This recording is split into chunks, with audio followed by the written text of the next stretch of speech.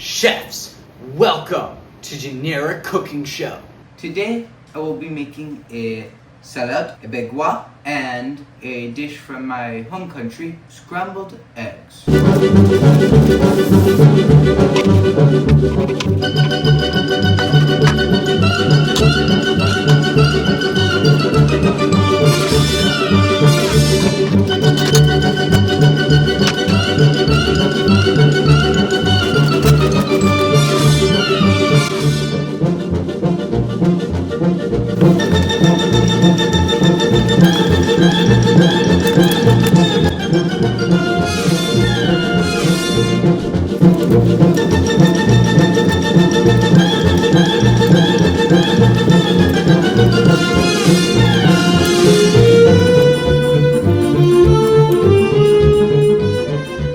Here we are. We have the salad, begua, and of course the eggs.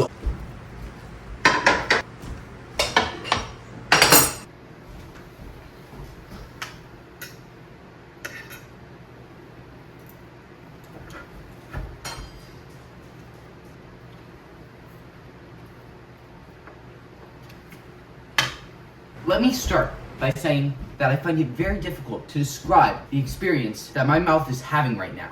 There aren't words in the English dictionary, or any other language for that matter, to describe what my mouth is feeling with this food inside of it. Italian, Spanish maybe, but not English. Definitely not French, maybe Hebrew or Yiddish or Latin. If I knew sign language maybe, Morse code probably not. Maybe to truly capture what this tastes like, I have to write a song. For there is definitely not a song that can fully capture what's going on in my taste buds. And you know what that song would be called? The Platter. However, I am not a musician, nor can I sing. So I will just say this. The song will have multiple choruses and a smooth melody. There would be a guitar solo, of course. It would go into heavy rotation on the radio until it became overplayed, of course. Everyone would complain to the radio station that they've already heard the song too much, so the radio would not play it anymore. Still, it would show up occasionally in movies and sometimes in commercials, and my royalties would give me good money. Then, of course, in 20 years, a musician named Oswald, who hasn't been born yet, will hear my song and make a cover of it. But he would change the name from the platter to the dish, for obvious reasons. Then a whole new generation would fall in love with it. And I guess we'll all be living in space. We will all be floating around in pods at 50 miles per hour by that time, make it very hard to get fresh ingredients. But it won't matter because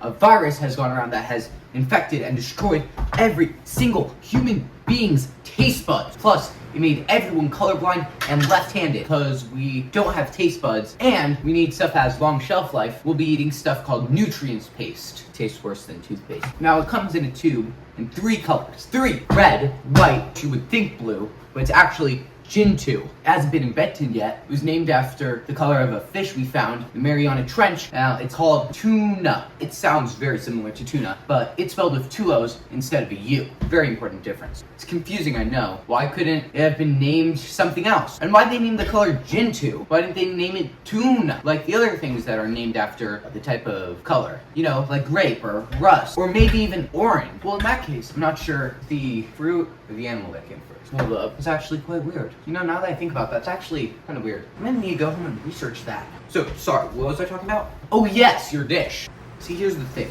Your dish makes me want to pack my bag, go as far along whatever train they have can take me, find the closest hotel room I can, and live there. In conclusion, meh.